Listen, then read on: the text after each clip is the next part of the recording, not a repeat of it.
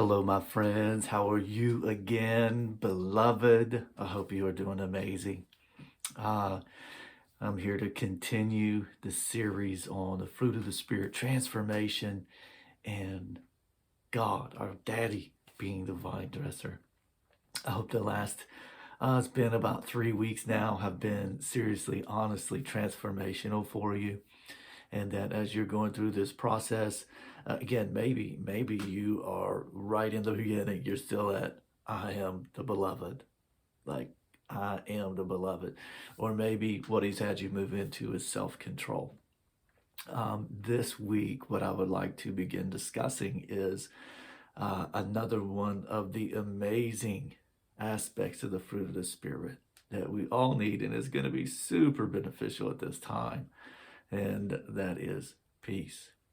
Now, starting with being the beloved, knowing that I am the beloved of God, I am a beloved son or daughter, and then understanding the fruit of self-control and the value of the fruit of self-control, which isn't intended to just be behavior modification, but I want to look at it and continue looking at it as the aspect of being able to step back into Jesus, the fruit of being able to control your thoughts, to bring all your thoughts into the obedience of Jesus. And this is one of the places where peace and self-control partner to bring this amazing fruit in our lives. You know, Jesus said, my peace I give to you. I do not give as the world gives. I'm not giving you peace as the world gives peace. He said, see to it, don't let your heart be troubled. So Jesus said, what I'm giving to you, if we go back in a few verses, let me share this with you in that John 14 right there in that section. He's talking about the Holy Spirit as well. And he says, I'm going to give you the Holy Spirit. And the world doesn't have the Holy Spirit. They don't know Holy Spirit. They don't know anything about this because they don't receive me and they don't obey my commandments. But if you obey my commandments and you do as my word says, then you will have Holy Spirit with you and you will know all things because he'll teach you all these things. He'll lead you to all truth, right? He's given us this wonderful message about the Paraclete, about our advocate, our friend, Holy Spirit, that he's leaving with us. And then he tells us, my peace I give to you. And we know we're talking about the fruit of the Spirit, Holy Spirit, and one of those fruits being peace. I love that he says, do not let your heart be troubled, or do not lack courage, because in another section, he says that in this world, you're going to have trouble, but don't let your heart be troubled, right? So we've got these two things. And I love that because it actually brings us to this place where it's an invitation, where Jesus is saying that I've given you the fruit of the Spirit. I've given you the Spirit, and you're going to be able to make sure that your heart isn't troubled. I'm going to walk with you in this process, helping you to understand, leading you to understand, helping you to learn how to keep peace in your life by making sure that your heart isn't troubled and making sure that you don't lack courage in the day. Isn't that a beautiful thing, man? That is so amazing. What does peace look like? And what did it look like in Jesus? Because one of the things that we like to see this in is when we're in troubled times. I mean, he said, I'm giving my peace to you. Don't be troubled. It's the next thing that he says. So there's obviously this correlation between difficult times and peace. So let's take a look at one of those situations when Jesus is with the disciples in the boat and they're traveling and the storm shows up, right? And when that storm shows up, Jesus is he's in that boat, and the winds are blowing, the boat is filling up.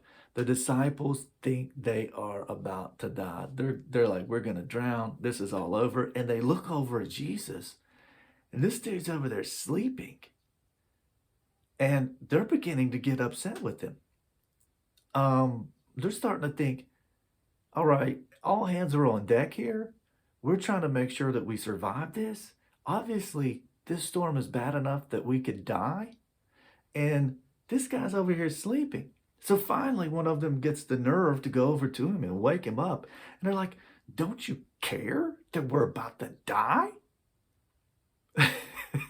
This is often where we're brought to as we're learning to have peace in our lives. It's like all of these circumstances, all of this storm around us makes us feel like we're about to die. It's like, if things get any worse than they are right now, I'm gonna die. Like everything that I've held on to, they've been walking with Jesus and they're starting to see these amazing things and all this stuff. So they have this expectation that he's gonna keep them. And then they get in the middle of the storm and they're like, okay, maybe I'm wrong. But all he's doing is bringing them to this place so that they can see and understand who he really is. And that he is peace in the storm. But understand this. I want you to see where he is also bringing them to, because this is the greatest point. This is going to be the greatest thing. So Jesus wakes up. They're accusing him of not caring, right? They're being accusational towards God. I'm probably none of y'all have ever done that. Just kidding. I think most of us have probably done that. But anyway, they're accusing him of not caring. And Jesus wakes up and he says, why are you doubting? Like, you know that I'm here with you. Why do you have a little faith? You know that I'm here with you. And this is what Jesus does. He stands up and he rebukes the storm. Can I share it with you like this? He stands up. The peace that Jesus had in the midst of the storm that allowed him to sleep, he rises up and he releases that peace over the storm, and the storm stops because he released what was in him. And because he had that peace in him, he had authority to bring peace in the situation. Come on now, isn't that awesome? And Jesus said, my peace I give to you. Isn't that powerful? That's amazing, isn't it? That's where he's bringing us to. That's what the fruit of the Spirit is bringing us to. That's what self-control is so amazing for, because God is saying, I need you to understand that I've given you this place. I've given you this supernatural identity, this supernatural, the divine nature is in you to be able to do the things that I've done, right? And some people are going to say, Tim, now come on, that's a little bit much. So I'm going to bring you to another section where Jesus actually, later on from the storm, Jesus is sending out the disciples. And he says to them this: whenever you go to a house or a community, I want you to say, peace be unto you. And if that home is worthy, then your peace will settle on that home. Come on now. I want you to understand what I did in the storm. I want you to understand the authority that was in me to release peace in the midst of that storm. And I want you to take that principle with you. And I want you to release peace to homes, peace to situations. And your peace, if they're worthy, if they'll receive it, will rest on them. But if not, your peace will come back to you. Come on, isn't that beautiful? Isn't that amazing? So Jesus, Holy Spirit, is leading us to this place of peace that surpasses all understanding. It's supernatural. It doesn't make sense to the natural mind, to the carnal mind. It doesn't make sense to the world. The world needs all of the circumstances around it to be at ease in order for them to have peace. They want everything around them to be in the circumstances to be in a certain, let's just say, they need no chaos. They need nothing to be going wrong in their life in order to have peace. Let's just make it simple like that without trying to come up with a bunch of examples. So anyway, but Jesus is saying, my peace I give unto you. Don't let your heart be troubled. Again, he's putting those two together. So when things come along that would cause or could cause your heart to be troubled, you have this, I'm inviting you to this place that you have the ability to see to it because of the peace that I put in you, because Holy Spirit that I've given you, to see to it that your heart doesn't get troubled. And when you learn to conquer peace in this vessel, then you're going to be able to release peace wherever you go. Isn't that beautiful? As long as they receive it, you can release peace. You can have authority over storms to release peace because of who you are and what's in you. So, beloved, I wanted to share that with you as you go through your devotional time, as you're devoting your lifestyle and time with Jesus in these areas.